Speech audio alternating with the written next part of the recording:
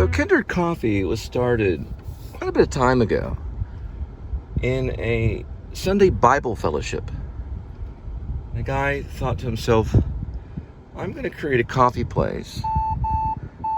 I'm going to put crosses on the wall. And this coffee place is going to be one of the best coffee places in the world. And it's going to outdo coffee places like Starbucks and McDonald's and all the great places that you buy coffee.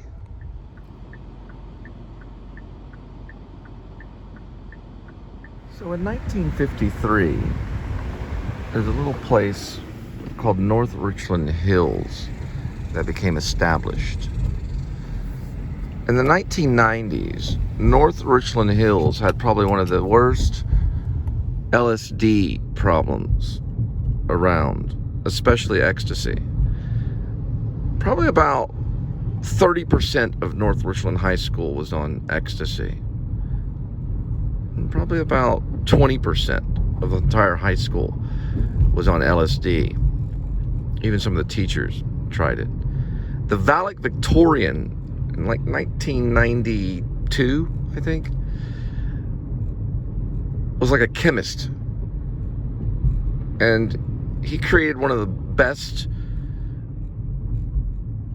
doses of LSD to be laid down on a sheet of paper known as white blotter. The LSD problem at North Richland High School was never really completely solved. There was a lot of punks, a punk movement. And one problem that North Richland High School had in the early 90s was the skinheads. There was a group of skinheads out in Dallas known as the Confederate Hammer Skinheads. And a lot of them would train skinheads. You know, they would actually train them to be skinheads. And many of those Nazi skinheads went to North Richland High School, and they had rebel flags on their flight jackets, a black flight jacket. You know, the U.S. Air Force wears. They'd wear an Air Force jacket for fighter jets. It was called a flight jacket. And they would put a patch on it. And sometimes they'd even put a Nazi patch on it. And they'd walk around proud. Now, all the punks liked them. Of course, I was a new waver. I was like a goth. It was a new wave goth kind of thing. I wore creepers. And they would beat people up in the parking lot. And my friend Laura Vino got her butt kicked by a guy named Caleb. He spit in her hair. He spit a big loogie in her hair. And started pounding on her. Called her a whore. And my friend Chris Jenkins just kind of smiled. We all just kind of watched it happen. Because if you were to approach Caleb and disagreed with his actions, he'd gouge your eyes out with his fingers. Take his fingers and he'd gouge your eyes out, where you would bleed from your eye sockets. Because I've seen him do it to other people. Now, they usually had their eyes in their eye sockets. You know, he didn't really like poke their eyes out, but he would stick his finger inside your eye and make it bleed. My cousin Robbie wore glasses. He wore glasses in high school. Had trouble seeing. He had this issue with his eyes. His eyes are dark brown. Caleb's eyes, I don't really remember what color his eyes were. But I don't know if he was perfectly like an Aryan, kind of like blonde hair, kind of, he wasn't that. But he was very, very racist. And he'd preach the same type of kind of thoughts that went on in like Mein Kampf, you know, kind of thing. Preach that kind of gospel kind of thing. Or well, it's not gospel, but gossip, you know, that kind of thing he would preach. And the one thing that he hated more than anything was if someone was scheming. He'd always say that person's scheming, coming up with a scheme. I gotta drop this one off. It was tough, but I got through it. I didn't get killed, but there were police involved sometimes, and we did get in fights. And it's a long story. I had a screenplay called Deep on Ellum, which is about the whole skinheads and LSD experience of the early 90s. It's not really history of Project X or whatever that one is. It's not really like that, but it's pretty rough. It kind of goes through a lot of what the skinheads did. And they were pretty bad people.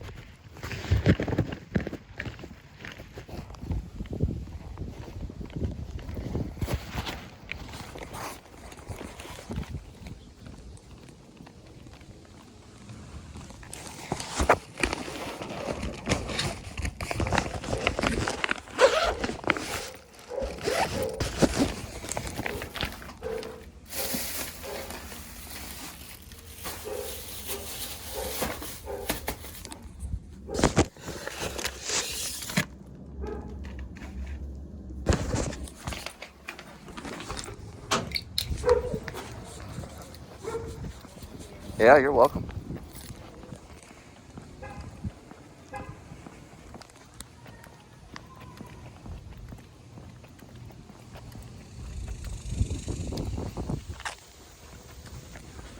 Just did that out of respect.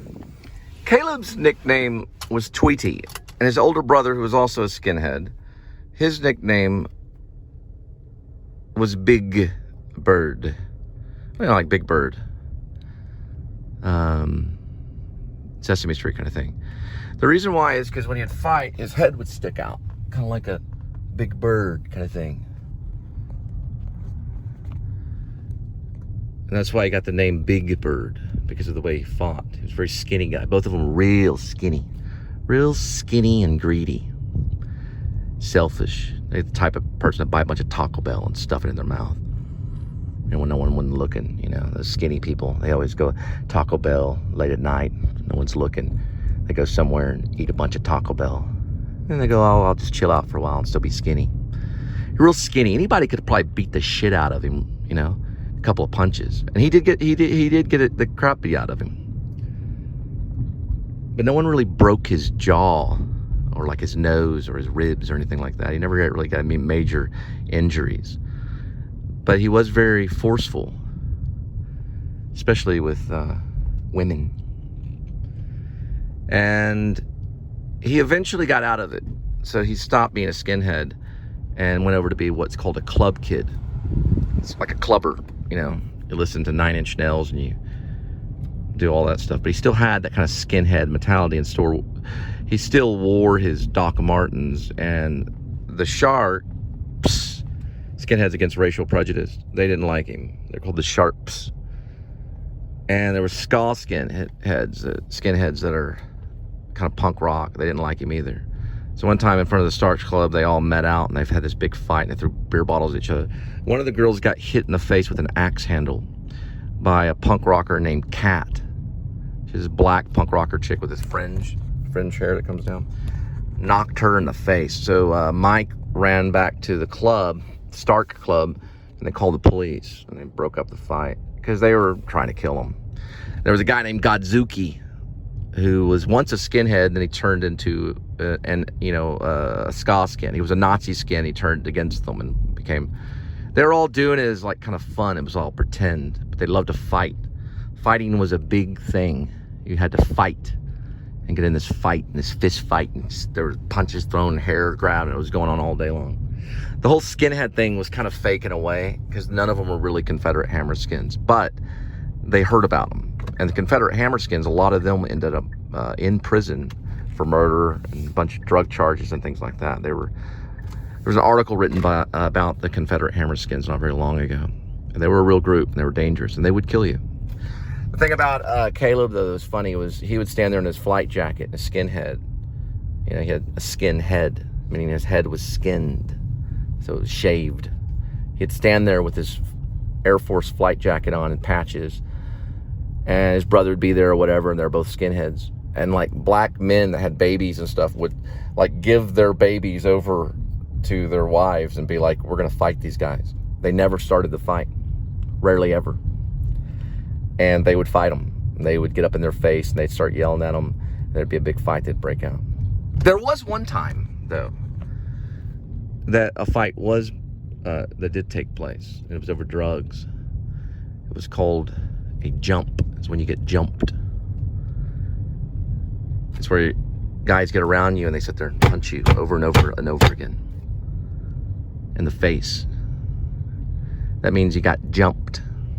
It was over ecstasy. And they had to jump a guy, and I was right next to him as they did it. It was pretty rough. The guy's earring got ripped out and everything. And then they came back after Caleb. He had a friend named Damon, a roommate that had like a BB gun. They knocked on the door to get revenge because they wanted to talk about the ecstasy because it was fake, and it made one of Caleb's girlfriends sick. So they smarted off to him when they were walking away, and they said, hey, Caleb, we know where you live. And so he picked up this weak 2x4, broke it over the guy's head, and stuck his fingers in the guy's eyes and made him bleed. He didn't poke his eyes out, but he almost did. There was a big national thing where a kid got in a fight and his eyes did get gouged out. It's pretty serious stuff. That road says Providence right there. But you can't really read that, can you?